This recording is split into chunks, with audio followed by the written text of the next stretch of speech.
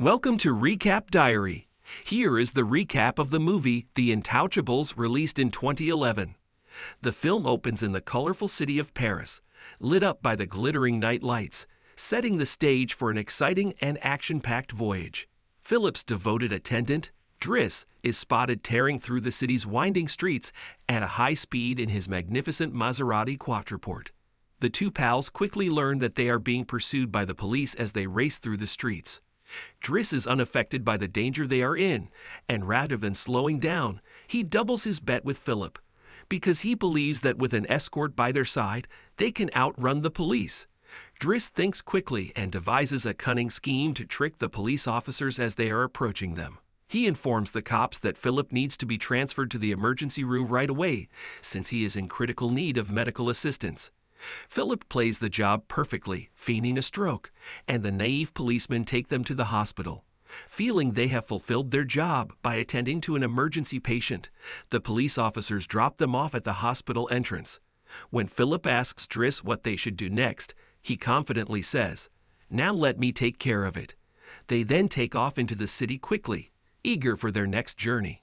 The majority of the remaining film tells the audience the account of the two men's voyage through an engrossing flashback. Watching Philippe, a wealthy quadriplegic, and his dependable helper Magalie interview candidates for a live-in caregiver post at Philippe's opulent Parisian residence takes viewers back in time. Driss, a casual and careless man who doesn't really want to be hired, is one of the applicants. Actually, Driss is merely there to get a signature, which he needs to continue getting welfare benefits, attesting to the fact that he was questioned and turned down. Driss blatantly flirts with Magalie in spite of his lack of interest in the position. His lighthearted attitude is apparent in the way he approaches the interview. After being informed that he must come back the next day to pick up his signed letter, Driss departs from Philippe's estate and returns to his small, claustrophobic apartment in a dismal Paris suburb, where he lives with his vast extended family. When Driss walks inside the apartment, his irate aunt greets him. She is angry about his extended absence and wants him to leave right away. Driss feels the weight of his unknown destiny pressing down on him as he emerges into the dimly illuminated streets of Paris. With nowhere to go and no employment, he starts to think about what to do next. He had no idea how quickly his interaction with Philippe and Magalie would alter the course of his life. Driss goes back to Philippe's opulent estate the next day to pick up his signed rejection letter. He finds out, much to his astonishment, that he has been chosen to serve as Philippe's live-in caregiver for a trial period. With increasing time spent with Philippe, Driss discovers the full extent of his condition and goes everywhere with him, witnessing a way of life entirely distinct from his own. A friend of Philippe's learns of Driss's criminal history, which includes a 6-month jail sentence for robbery, while he is taking care of Philippe.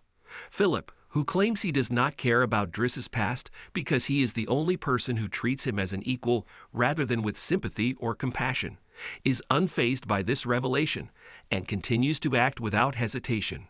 Driss's talent is acknowledged by Philippe, who also assures him that he won't lose his job if he keeps up his good work. Driss's realization that he is more capable than he had previously believed marks a turning point in his life. Driss gains inspiration and a renewed sense of self-worth from Philippe's acceptance of him in spite of his troubled past. He starts to care for Philippe with all of his heart and takes his work seriously.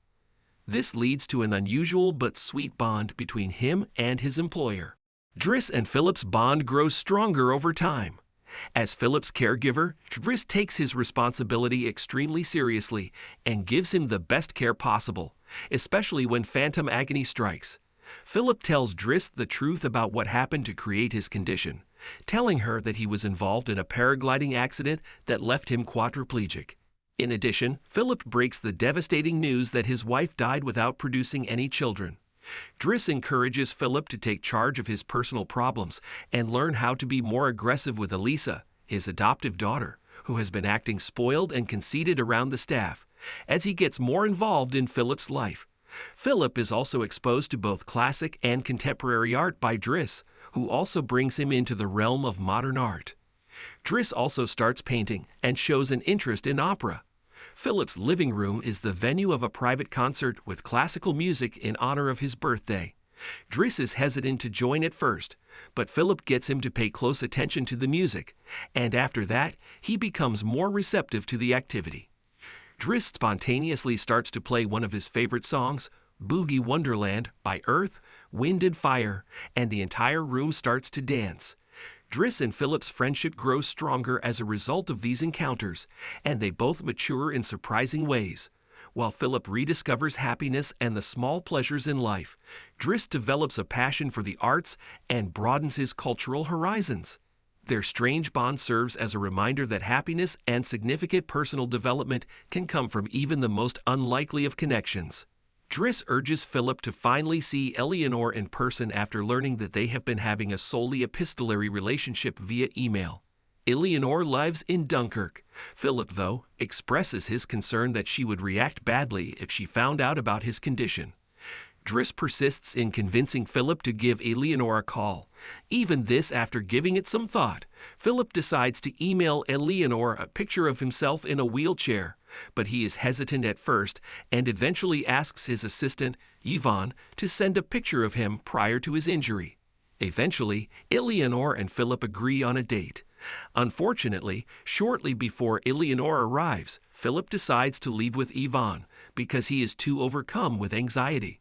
Remorseful, Philip gives Driss a call and extends an invitation for a weekend paragliding excursion on his personal aircraft. Philip surprises Driss on the trip by presenting him with an envelope containing 11,000 euros, the sum he was able to obtain for Driss's painting, which he had sold to a friend under the pretense that it was by a rising star in the art world. Driss's younger cousin, Adama, sought safety in Philip's mansion after getting into difficulties with a gang. Driss confided in Philip about his family and his trying history as an orphan in Senegal before being taken to France by his uncle and aunt, who were childless.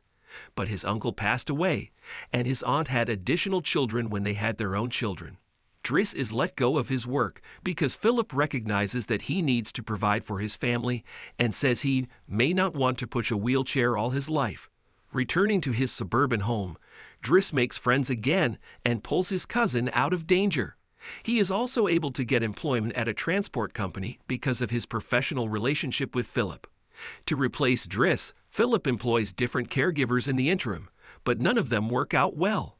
He stops taking care of himself and gets more and more depressed.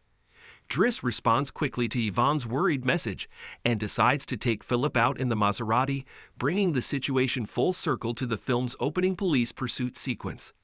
Driss brings Philip directly to the beach after dodging the cops.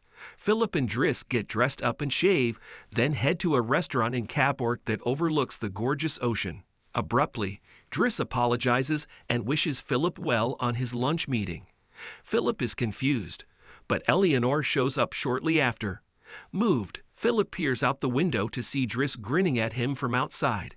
As the film comes to an end, Driss bids Philip farewell and leaves. And that's the end of this recap. Make sure to subscribe, share, and comment. Remember, your engagement and support keep us motivated. Thanks for staying till the end. See you at the next one.